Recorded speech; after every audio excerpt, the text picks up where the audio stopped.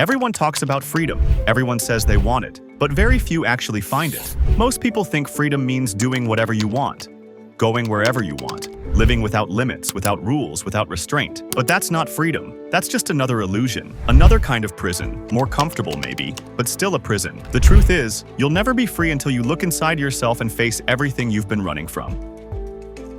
We live inside invisible cages, not made of metal, but made of habits, of fears, of thoughts we repeat like prayers. You wake up every morning and your mind starts talking. It tells you what to do, how to act, who to be, and you obey. Not because you want to, but because you've forgotten how to truly choose. The prison isn't around you, it's inside your head. Every time you think, I can't, I'm not enough, it's not the right time, another bar appears in front of you, and one day, you'll wake up and realize you've built the walls yourself. Here's the worst part. You like the cage. It's comfortable, predictable. You know how it feels. It makes you feel safe. And humans will always choose safety over freedom. Because freedom is dangerous. It's uncertain. It's empty. And you don't know how to live with emptiness. So you fill it with noise, with distractions, with people who keep you busy, with dreams you're too afraid to chase. They taught you that being free means having choices. But choices mean nothing if your mind is chained by fear. You're not free just because you can decide. If your decisions come from fear, you're not choosing, you're reacting. And as long as you react instead of choosing, you'll stay a prisoner. Maybe a polished, successful prisoner,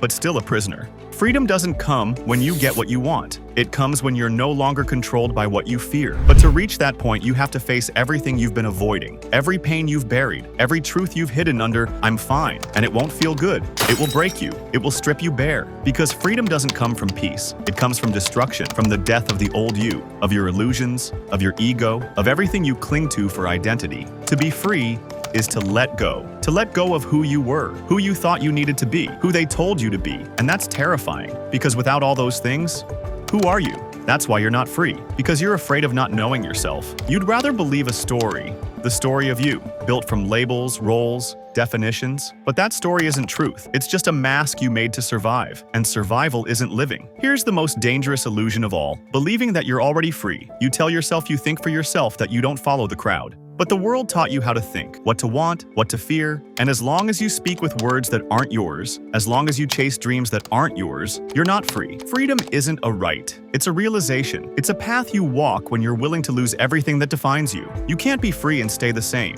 You can't be free and stay comfortable. You can't be free and keep seeking validation. Freedom isn't something you find. It's something you become. You become free the moment you stop needing others to understand you. The moment you stop explaining yourself. The moment you stop seeking approval.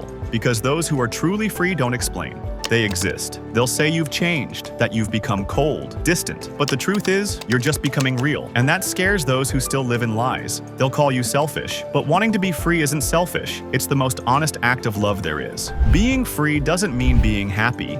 It means being true. And truth sometimes hurts, because it destroys every illusion you've built your life upon. And when the illusions fall, only silence remains. A silence that terrifies you. But it's the only place you'll ever meet yourself. You'll never be free as long as you keep searching for freedom outside yourself. You won't find it in a country, you won't find it in a person, you won't find it in success or wealth. Because freedom isn't a place, it's awareness.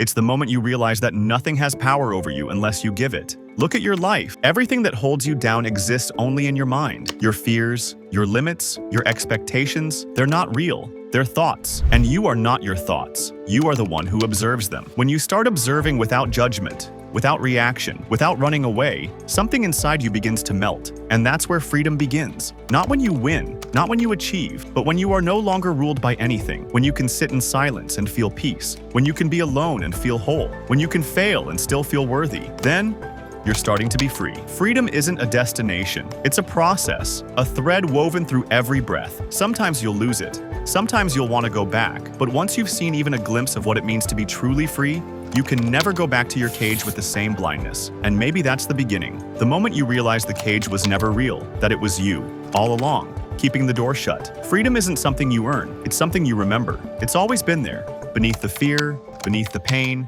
beneath the noise, waiting for you to notice. And so, this is why you'll never be free, as long as you keep looking for the key outside yourself. But it's also the reason why you can be free, because the key has always been in your hands.